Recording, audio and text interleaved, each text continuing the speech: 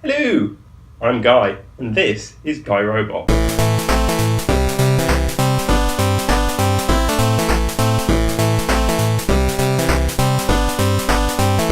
Hello! So, for those of you that watched the video on my new office, you'll know I decided to get a new chair.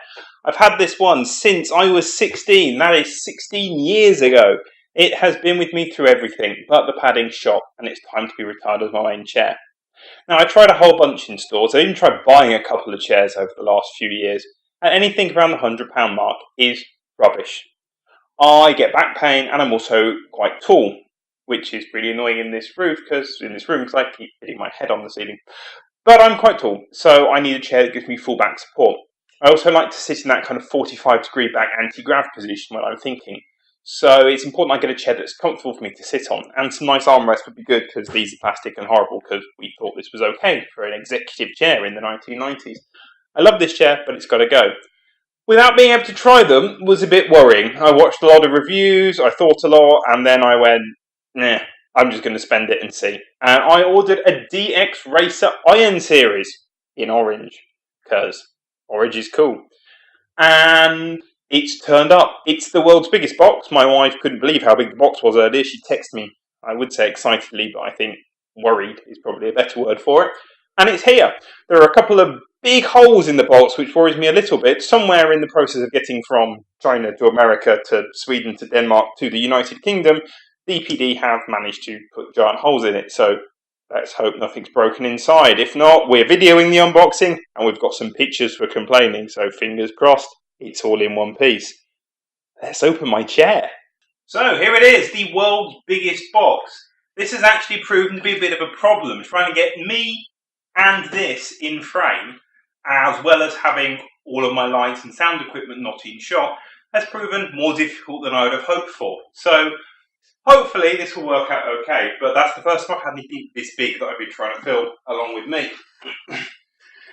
Please inspect the product before signing. Read the manual prior to assembly. It's probably worth showing at this point. Oh, God, this thing's heavy, about 30 kilos. The giant hole in the side of the box. Now, I've taken pictures of this, and I put my hand in, and all I can feel is casters rather than leather. But rather than using screwdrivers to open, I am just going to make a very small cut on the tape, so I can't get blamed if this does have a giant rip in it.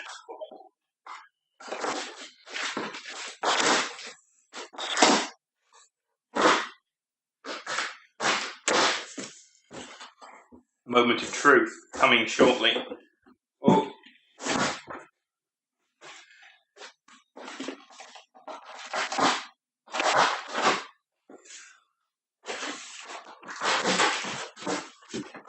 It's like watching paint dry. I've actually watched unboxings as well. So the good news is, the hole is down this end, and if anything, it looks like it's into polystyrene, so we should be okay. Well, my first impressions are, I see orange. I like orange. I used to have an orange car. Orange and black makes me very happy. We have a box. Probably the gas cylinder. I'm just going to take everything out for now. We've got the back of the chair, which is bigger and heavier than I expected.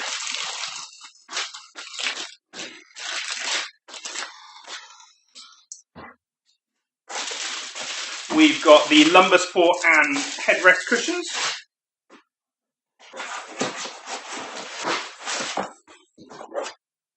Some more packaging. At this point, it's worth saying, I'm very glad there is so much packaging considering the damage that's done to the box.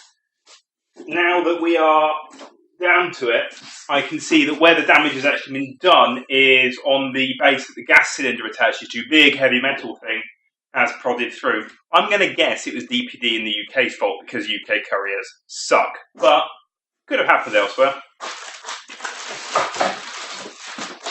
We've got a nice big base to sit on. Now, this is rated up to something ridiculous like £75 trillion. So if you are the larger person, this is a chair for you. I have been the larger person. In fact, I was so large when I was about 15. The predecessor to this chair I had to get rid of because one day the metal base just cracked. under metal fatigue. So it does happen if you're a larger person. I tell you what, it was pretty scary toppling back, also pretty embarrassing. So I'm glad that people can get chairs that support them these days. I got this one, the Iron Series, not because of my weight, because of my height, because I'm over 6'1", so it's important I have a chair that's good enough to support me. However, one, metallic and beefy base. Not buttery biscuit base, if you were thinking. Nobody outside the UK will get that reference. Google it. Oh, more DXRacer stuff. Okay, this is really nice. There's padding, packaging everywhere. The arm's already attached, which is nice. I heard that there had been some problems with the arms on these, so I'm waiting to see how well it works. First feel of the material. Makes a bit of a weird squeaky noise, but for fake leather, it feels really nice. I'm actually kind of glad it's fake leather. I'm trying to buy less real leather, and oh my god, this is wide! Wow! So I was slightly worried this would not be wide enough for my back. Based on the width of the seat, which, as you can probably tell from the laughter, is quite wide for me. I think we're good. This is quite wide. Where does everything go? Okay, I'm going to risk pushing the box away. That's all that's left in there. I say all that's left in there are just a couple of screw type things. Whoa, that's my floor ruined. And we've got to finish with all the attachments, and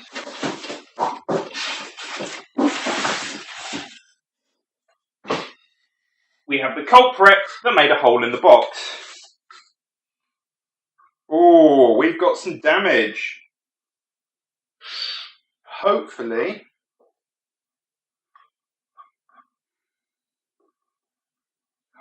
this doesn't look structural. It just looks like the metal has been dented there where it came out of the box. So I'll get on to DXRacer. I don't think I really want to rebuild it or care that much, but some people will. And if I do have any structural issues in the future, I would rather it was taken care of now.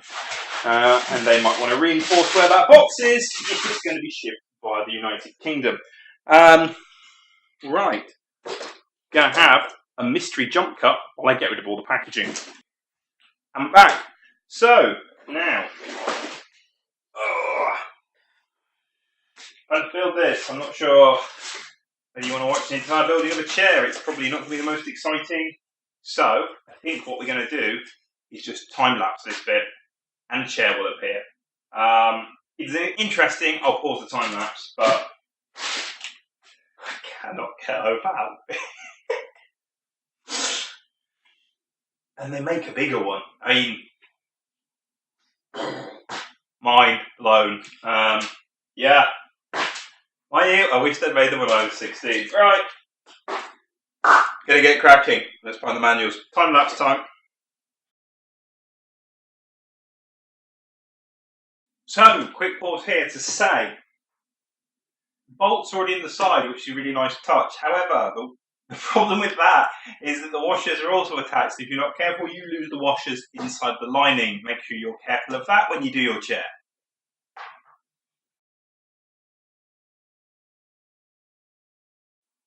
In case you're wondering why that went horribly wrong and took ages, I managed to lose one of the washers inside the chair, or the mechanism, or on the floor. I don't know. But that's why they give you spares. You have a spare of everything. So you lose your washer because you're bad at building things, bag of washers.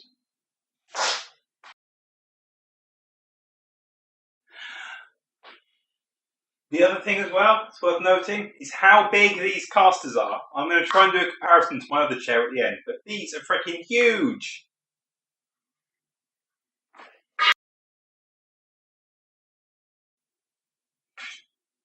This feels like cost saving, right? So the rest of this I thought fairly nice. They put stuff together. These little plastic bits that go on the bottom make it colour. I have to put this black triangle into this hole. Why is that not done? This is a £400 chair.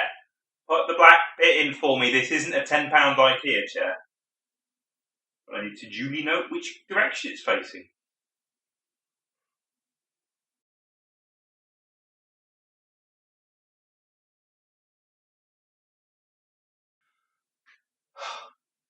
That's heavy. Oh, that's really heavy.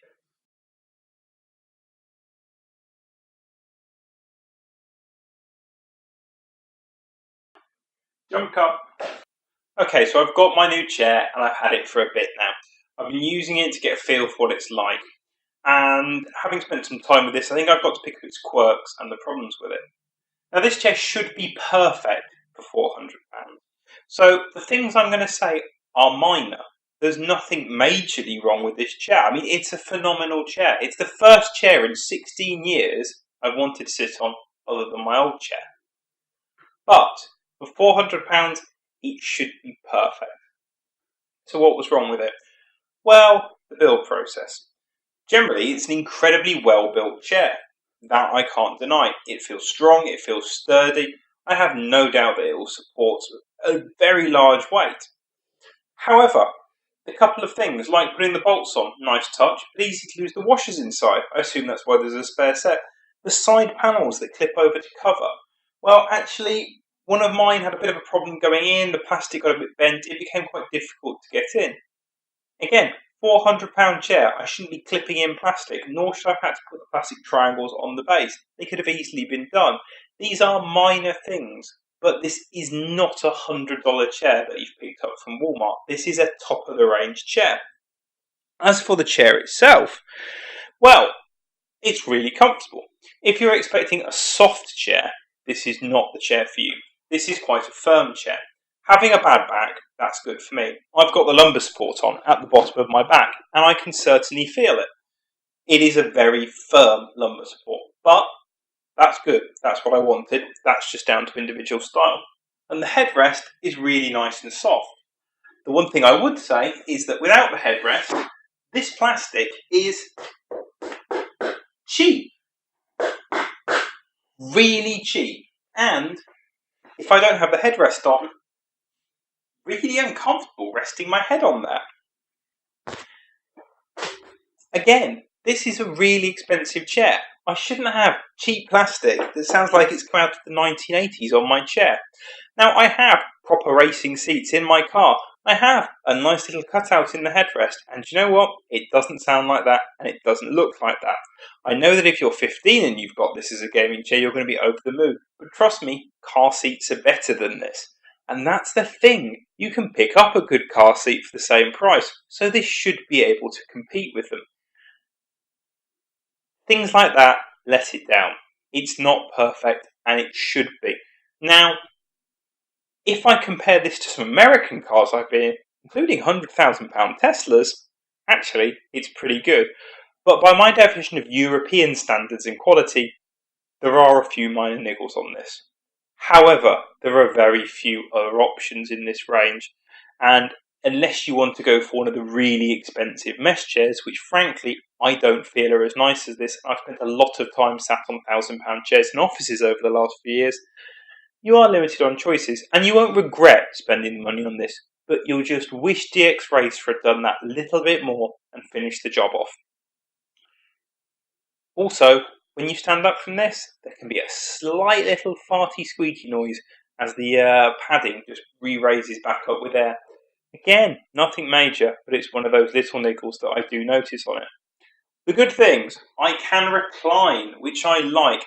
I'm not talking about going flat out. Yes, I can lay this flat out. Yes, I can lay down flat. No, I don't really want to or have any need to. But I can tilt in that 45-degree anti-grav position, which is great because that's a really important thing for me. It's where I do most of my thinking. I can spin around. It's comfortable. Armrests, everything adjusts. It's just a nice place to be. Also, it feels good sitting in this chair. Sitting in this chair with the size and scale of it, which are mental, feels like a really important place to be. And for me, this is kind of the centre of my universe, and it is an important place to be. So, what better chair to have than this? The only car that's given me a similar feeling to this chair is a Range Rover. There's something about the position, the size, the scale of the seating in a Range Rover that makes you think, I have arrived. And this chair does the same. Material, it's not leather, but that's good. It's the best fake leather I think I've sat on. It feels quite nice. It feels better than a lot of really cheap leathers you get on bad chairs. The armrests, they're not padded with fake leather, but they're not hard plastic. There is a bit of give to them, a slight bit of cushioning like you would expect. Would I have liked something a bit softer on the armrests? Yes, but many people don't seem to like that, and I think I'm in the minority. These are better than my old ones, and they provide adequate support. All in all, yeah, this was worth the money. I'm glad I bought this. But DXRacer, please do think about quality in finishing off your job. You've got a really good product here, but this could be an excellent product. I think some Europeans will be put off by the minor niggles in here. Fact is, this is a lot of money. I'm not sure in relative terms how this works out if you're buying it in US dollars compared to an average monthly income. But hey, if someone's on minimum wage in this country, to buy this chair is half of their monthly income. Where I live at the moment, I could rent a 3-bedroom house for 1 month for the cost of this chair. And that makes you realise this should be perfect. So, I love this chair. It's great. I would recommend it to anyone. And unfortunately, if you can't get to sit on it, you're going to have to just take my advice and give it a go. But DXRacer, sort the niggles out and sort your packaging out so it doesn't damage the underneath. Anyway, I hope you've enjoyed this unboxing review of my chair. I will come back to this in a few months' time when I've had more than a week or two to sit on it, and I'll let you know how it went. In the meantime, let me know what you thought about this video. Please leave your feedback in the comments below, and if you like this video, hit subscribe. Thanks.